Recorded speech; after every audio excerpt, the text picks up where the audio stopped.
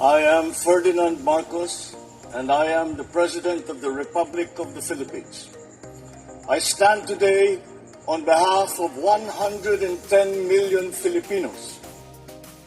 Hi everyone, hello universe, it's me again. Shout out sa inyo mga kababayan. Ito mayroon tayong breaking news mga beswa. Ayan, galing po sa Pangulong Marcos Jr. So dahil dito mga bes, sa buwan na ito kasi, no? Alam po natin yung mga magsasaka natin, it's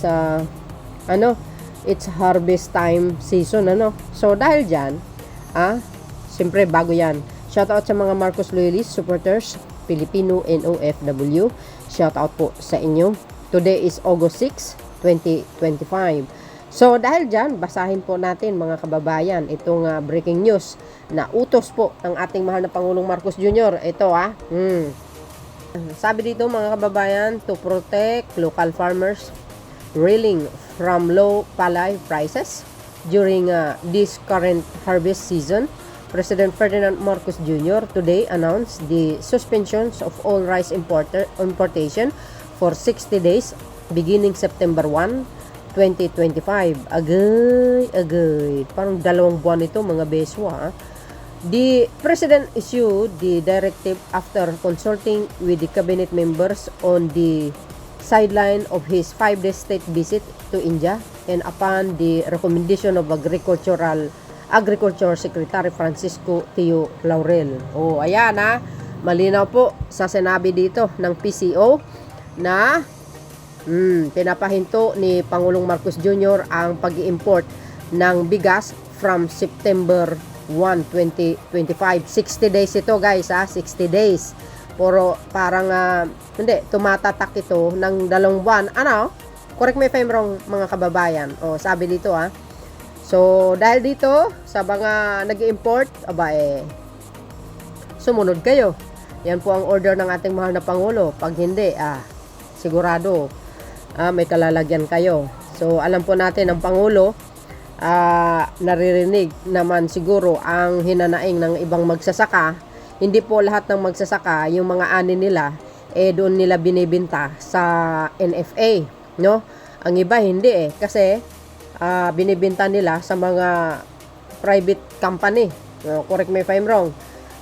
Minsan makikita mo na sinasabi nila binabarat sila.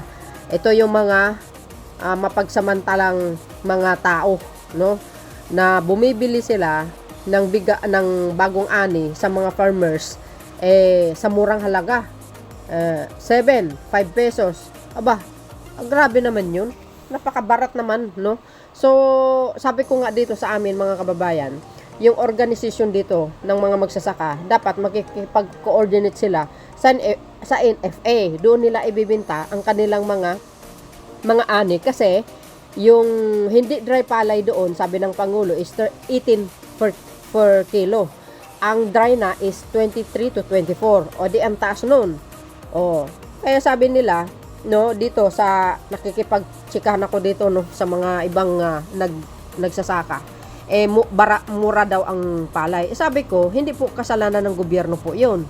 Ang bumibili po lang sa mga magsasaka is yung mga hoarders, no, yung mga mapagsamantalang private company. Sabihin natin yung mga bumibili talaga sa kanila na binabarat talaga sila sa ganyang halaga. Babaratin nila 7 pesos or 8 pesos. Pag nabili nila, magkano bininta nila sa merkado. Di ba? Ang mahal. Kaya mapagsamantala itong mga ito. Wala silang puso. Hindi na po kasalanan po ng gobyerno po yun. Ang gobyerno, through NFA, bumibili po ng bagong aning bigas sa mga magsasaka. Yan po ay kinukontrata po ng ating pamahalaan na yung ani ninyo, ibenta nyo sa NFA na mas maganda doon dahil mas mataas ang per kilo. Alam nyo mga kababayan, nung panahon ni Digong, 7 to 8, no? Hindi, 6 to 7 ang bintahan ng palay noon. Napakamura, sobrang lugi yung mga magsasaka. Bakit kanyo? Dahil po dito sa RTL na ito na allow ang mga private company na mag-import ng bigas sa iba't ibang bansa. Kaya yan, tuloy, natatalo ang mga local farmers. Yun po ang problema. Di ba? So, malinaw dito mga kababayan, ang sinabi po ng ating mahal na Pangulo, suspendido ang pag-import ng bigas from September 1. September, October. October, no? Hanggang October. Mga kababayan, correct me if I'm wrong, 60 days ito. Ayan, no? Nakita nyo yan? Ayan, no? 60 days. Sabi po dyan, no? Of all, sabi dito, suspension. Announce the suspensions of all rice importation for 60 days beginning September 1, 2025. Malinaw dyan, Kaya habang nasa India, tingnan nyo, kahit sa India yan, wala sa Pilipinas, pinag-uusapan pa rin ang problema ng bansa doon. Kasama po ang kanyang mga economic teams. Siyempre, nandyan yung secretary niya.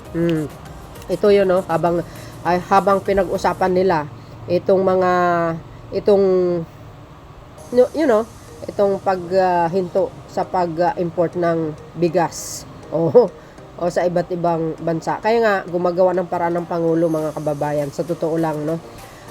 Kaya nga nakatutok siya sa mga magsasaka, todo effort na tulong na ipinagkaloob niya, gumagawa talaga ng paraan yan, dahil nga nang sa ganun, pagdating ng panahon, maiwasan ang pag-import ng bigas sa iba't ibang bansa. Kaya itong tariff na ito, itong RTL na ito, dapat matanggal dito, mga kababayan. Ito po yung isa sa nagpapahirap ng ating mga local farmers. Bakit? Kasi ang ating mga kababayan, mas tinatangkilik nila yung mga imported. Kasi nag-i-import sila na naiitsapwera itong mga local farmers natin. Kawawa naman sila. So, mga kababayan, ito po ang announcement na sinasabi ng Pangulo ay suspendido ang pag-import ng bigas. Ayan, habang nandoon sila, nag-uusap tungkol dito.